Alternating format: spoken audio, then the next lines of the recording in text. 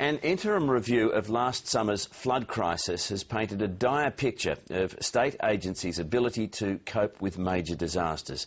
Former Police Chief Neil Comrie, who wrote the report, says urgent action is needed to centralise control and overcome what he called serious flaws in the system. The government has foreshadowed a shake-up and says it'll outline the options in the near future.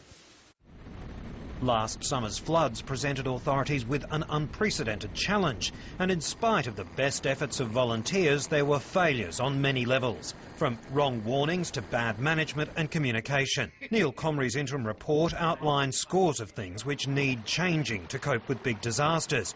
I think the core problem is that we now have a set of legislation and mechanisms of delivering it in our emergency services which are not appropriate to the needs of really major events. The acting Premier says an umbrella body may be needed to coordinate what the report calls the siloed nature of agencies.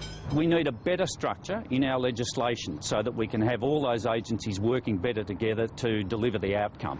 One of those agencies, the State Emergency Service, was said to be simply overwhelmed. The people of flood-hit Charlton appear to agree. I think they were, they definitely were. I don't know where they went to, but they weren't around. Those that were here were worked to the bone, basically.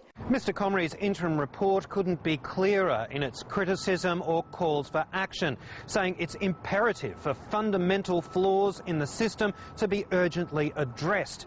But even though summer's only 4 or 5 months away, Peter Ryan says his government is up to that challenge.